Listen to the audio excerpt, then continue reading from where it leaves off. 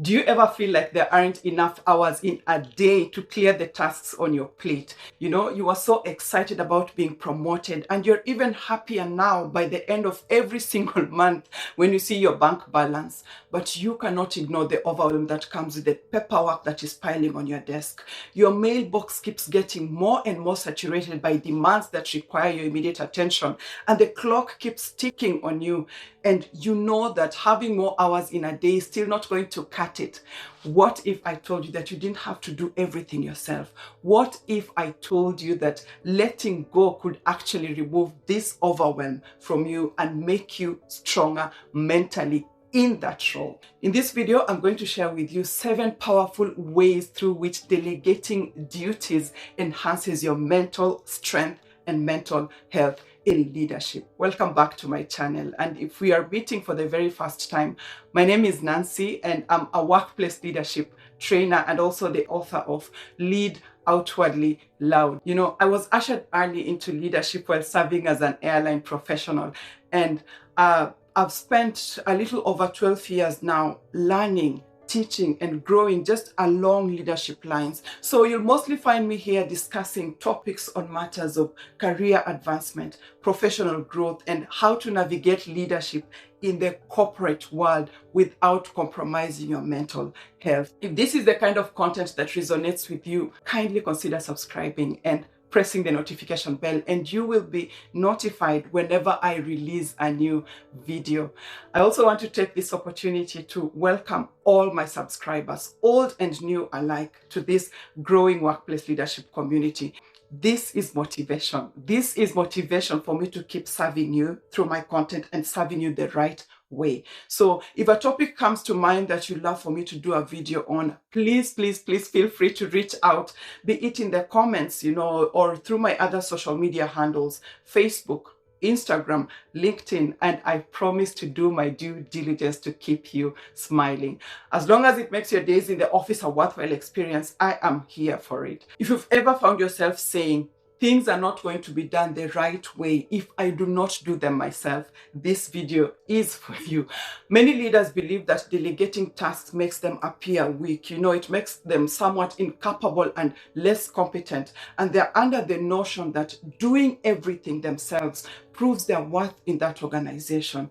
But the fun fact is, and the reality is, and the truth is, delegation is a sign of strength. It shows that you trust your teams. It shows that you value their skills. It shows that your ego and your competence do not coexist in the same building. And to you, results are more important than your ego.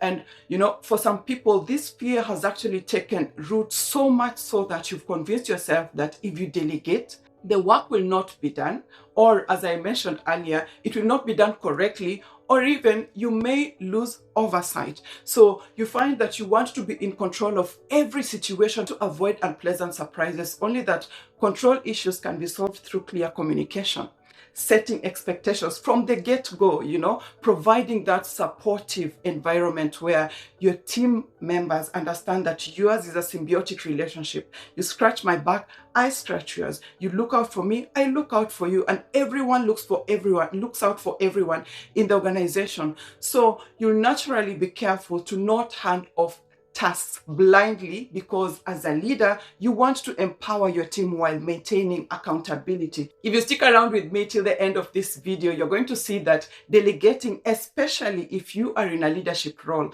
is not just about getting tasks off of your plate. It's about preserving your mental health. It's about keeping your sanity. It's about building your inner strength from the inside out. So you want to be able to comfortably reduce stress by sharing responsibilities so that you can focus on what really matters. You know, I'm talking about the big picture strategies, personal growth, personal development, which I personally believe needs a daily dose of you time.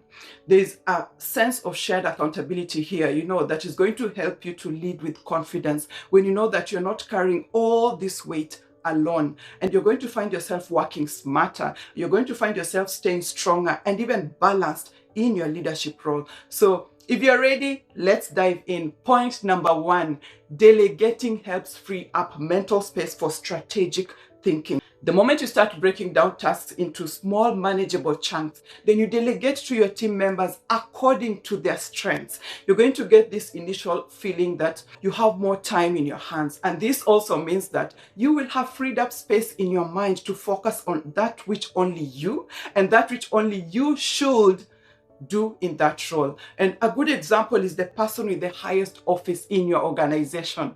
Most CEOs will delegate day-to-day tasks so that they can focus on the direction that the company should take. I'm talking about the long-term vision for the organization.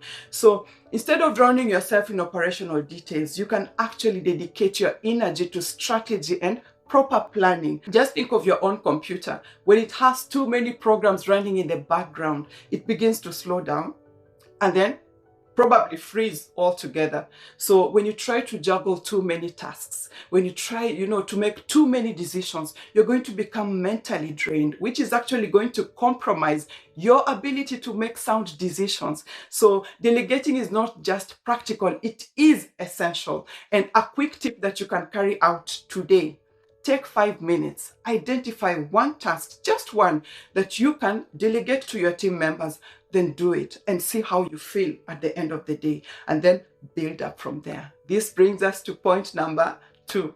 Delegating reduces decision fatigue. As a leader, you have to make numerous decisions every single day. And this means that if you are not on the lookout, your mental resources can easily get depleted. As your brain tires, even the simplest of choices are going to start feeling overwhelming, which can lead to heightened stress and anxiety. You don't want to make mistakes. You're second guessing your decisions, and all this just take a toll on your overall mental health. When decision fatigue sets in, your ability to stay focused, your ability to stay patient, emotionally balanced is actually going to weaken, because you're more likely to start feeling irritable, you're going to feel frustrated, you're going to feel drained, and all this just make it harder to handle challenges that are coming your way. And this is where we say your willpower and your emotional resilience have actually reduced. Just think of your own manager, one of your managers who always looks busy and annoyed, and you're almost tempted to apologize whenever you cross their paths, because in their eyes, nothing ever feels right.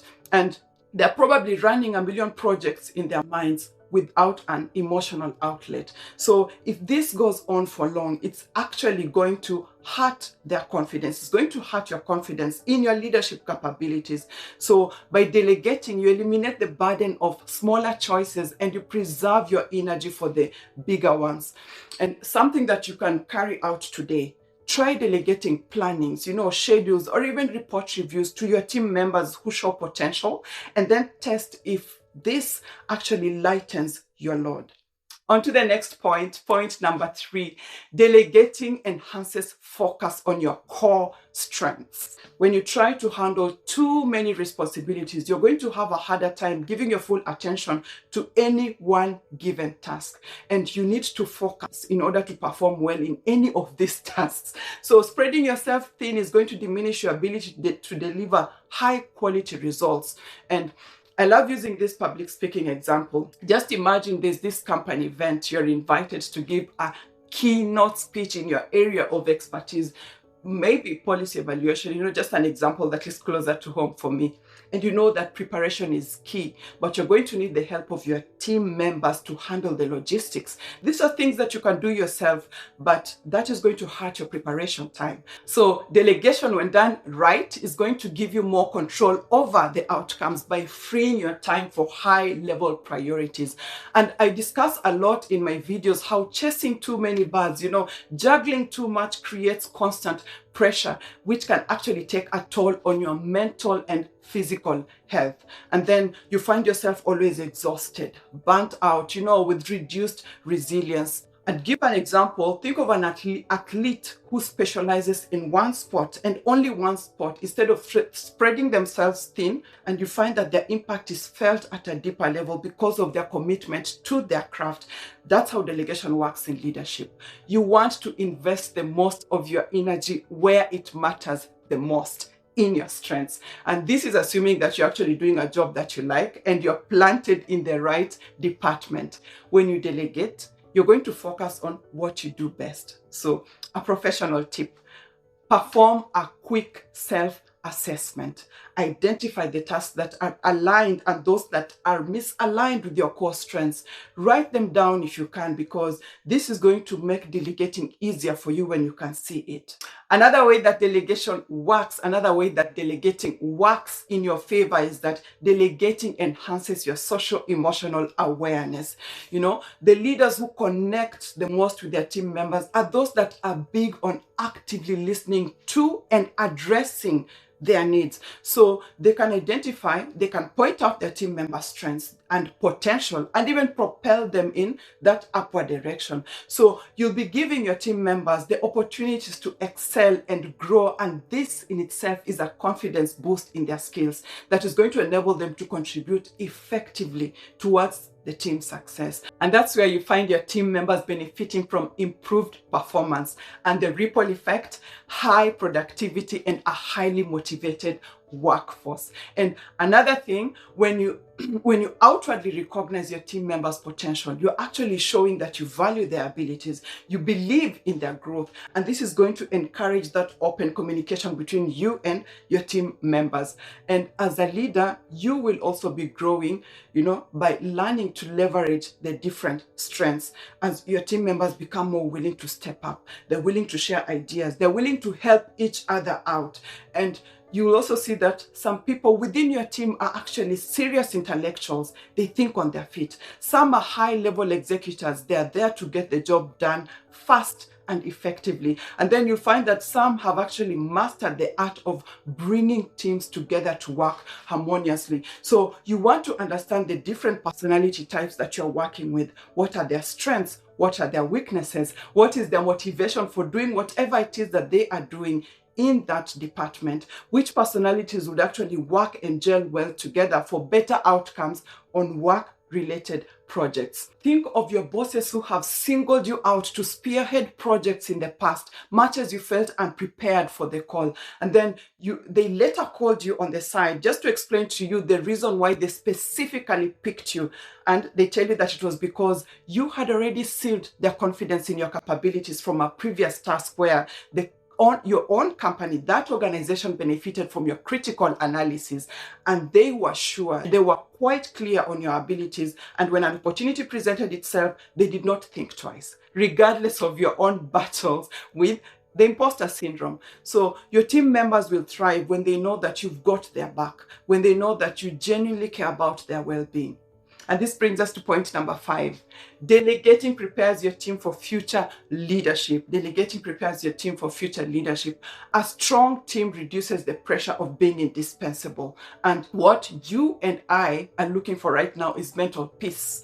The more you delegate, the more your team members are going to be presented with opportunities to take ownership of their tasks. And they will make independent decisions and be able to navigate challenges, but at a personal level. And here you're building their confidence through real-world experiences. So combined with mentoring, where they receive guidance and well-intended feedback from you, you will be equipping them with hands-on leadership skills. And this practical experience is actually going to prepare them to handle greater responsibilities more effectively. In the same token, you will be helping them develop critical leadership competencies. When you're delegating key tasks, you're also mentoring them. You're exposing your team members to essential leadership skills like communication, problem solving, emotional intelligence, decision making, and they are going to learn how to manage resources, internal and external. They're going to be able to motivate each other and motivate others, just like you're doing for them. They will take accountability for whatever outcomes. And this gradual development ensures that they are well prepared to transition smoothly into leadership roles when the time comes. So when you look closely, you're going to see that delegation on one hand is an investment in your team's future, but it is also an investment in your mental and emotional well-being. Just think of this African proverb that says, a tree is known by its fruits. How your team members evolve under your leadership is a direct testament to how you mentor them. So knowing that your team can handle and get stuff done is going to give you peace of mind that you need, and that's actually priceless. Just think of delegation as planting seeds for long-term success for both your team and yourself.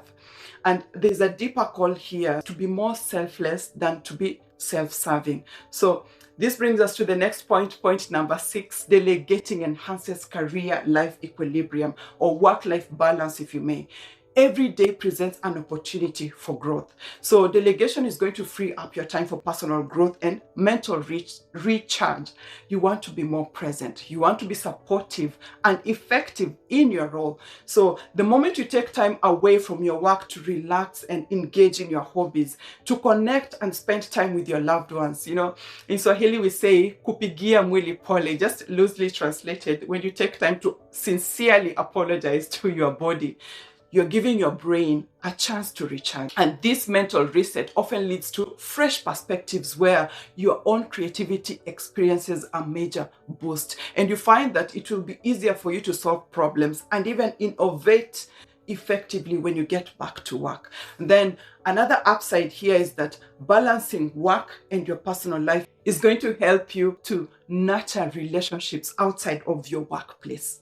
And by now, you're probably telling yourself, the higher you go, the cooler it becomes. And you're probably right, Hence the need to have a strong support system. So whether it's spending quality time with your people, whether it's cooking and cleaning together, whether it's getting on those WhatsApp calls, cross-checking and maintaining friendships, these connections provide emotional support and they reduce those feelings of isolation and loneliness. And they also improve your overall mental well-being. And this is what I call the power of the inner circle, the power of your inner circle. These are also the moments where you can key in on setting the right boundaries for yourself, such that you have time to rest, you have time to recharge, and you can also engage in personal activities. This is the best recipe for reducing chronic stress, and it's actually crucial for maintaining clarity and emotional stability. And just think of your leaders who always look calm under pressure. They rarely look or even feel overwhelmed.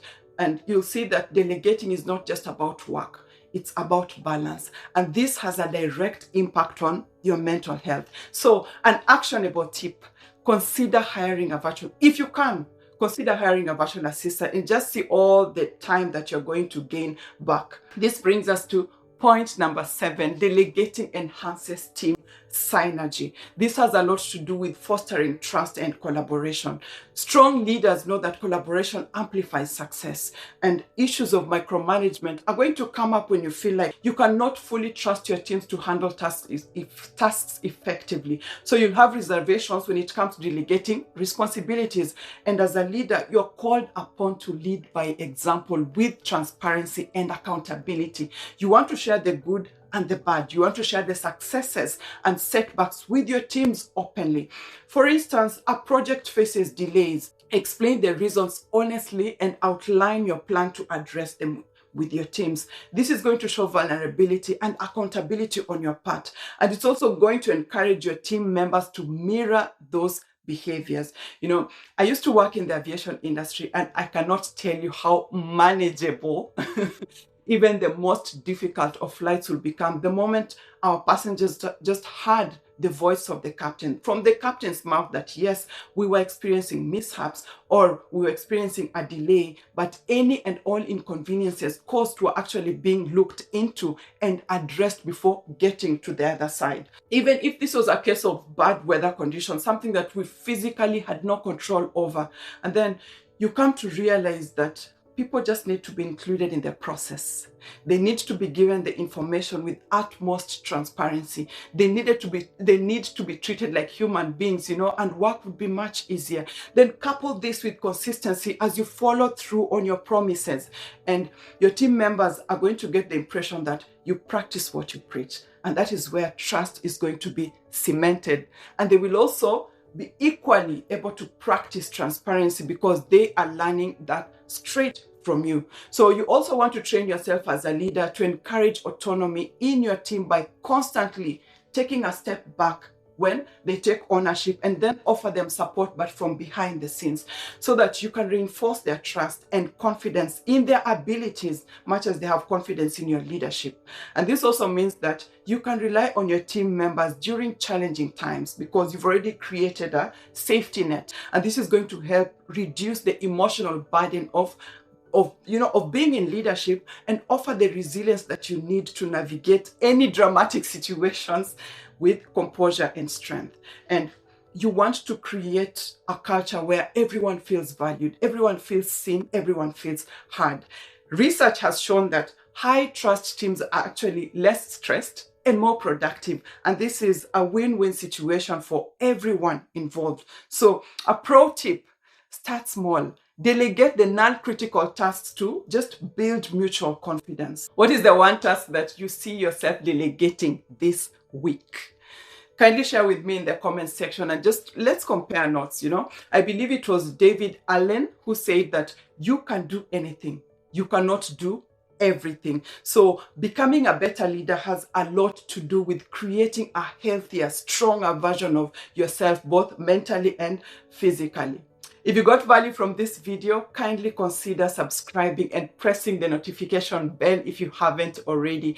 And also share it with someone you know who may actually benefit from this kind of content. And then just check out this video right here on how to preserve your mental strength in leadership. It goes hand in hand with this video. So far, it has proved to be helpful from the feedback that I have received. See you on the next one. Bye.